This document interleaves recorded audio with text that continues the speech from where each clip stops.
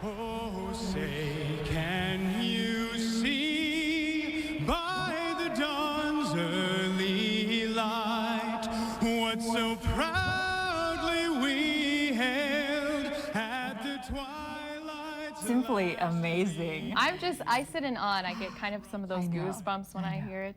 Our next guest is a nationally recognized motivational speaker, world touring entertainer, and an actor. He has appeared in ABC's Lost, CBS Hawaii Five-0, and the Universal Studios movie Battleship. Plus, he's a former sergeant in the U.S. Air Force and an Afghanistan war veteran, and he has a new book out. Oh my goodness. Well, it goes on and on.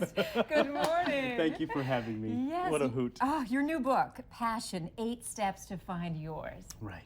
We wrote this book in response to the research that says the American public only has about 11% to 20% of the American population has passion for what they do. So my co-author and business manager, Jared Bai, and I said, we've got to right that wrong. So we wrote this book, wrote it in 8 simple steps that anybody can follow, whether you're a 7th grader trying to find out what you want to do in life or you're a 70-year-old trying to reinvent yourself as a retiree. We think it's going to help a lot of people. Why do you think people haven't found their passion, or why such a small number have? You know, I think really what happens is just the velocity of life takes over. You know, maybe you went off to college and got a job, and then you got a mortgage, and then you got all these responsibilities in life. And I think just we forget that the main goal is to find the things that you love. You know, instead we get busy making a living. And I think our society is well set up to help us find a job. But I don't necessarily think it's set up to help us find our passion. You're right, right. Because even in school, young kids are taught, you know, find something you want to do, find a career, but it's not always the right one. Right. Yeah.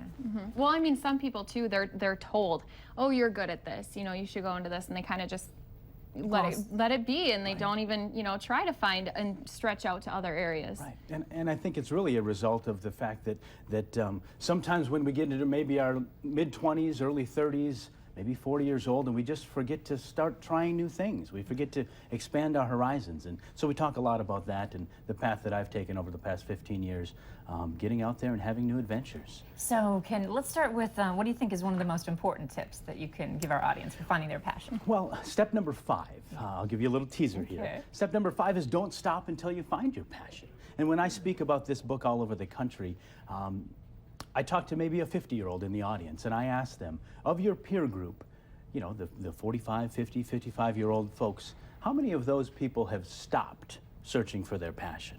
And they always say, man, all of them, everybody. You know, years ago we've stopped looking for that. We've just settled for what is in life. So that's step number 5, don't stop until you find your passion. And then we get right into it with step number 6, lean in to your passion. If you found it, you know, you're part of the 11 to 20% of the American population that's found your passion, you might as well hit the gas. Well, and I think for some people too, it can be frustrating. They might think like, oh, well, I've tried this and this and this, maybe I'm not that passionate of a person, but you can be. Absolutely. A lot of folks come up to me after my keynotes or my breakout sessions about this book, and they say, you know, I don't have an idea of what my passion is. I don't know the things that I love. You know, so we started out very simply. It might sound a little basic, but step number 1 is just try a bunch of stuff. Oh. You know, because think about it. When your peers or our friends couldn't possibly look me in the eye and say, you know what, on a daily, a weekly, and a monthly basis, I'm constantly out there trying new things. I'm out there having new adventures. I'm pushing myself to the edge of my comfort zone. No, because people just,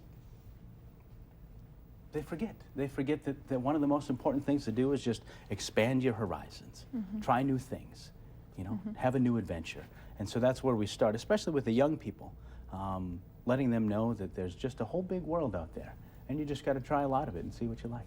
Yeah. Okay, Mark J. Lindquist, much more on finding your passion and his book when we come back.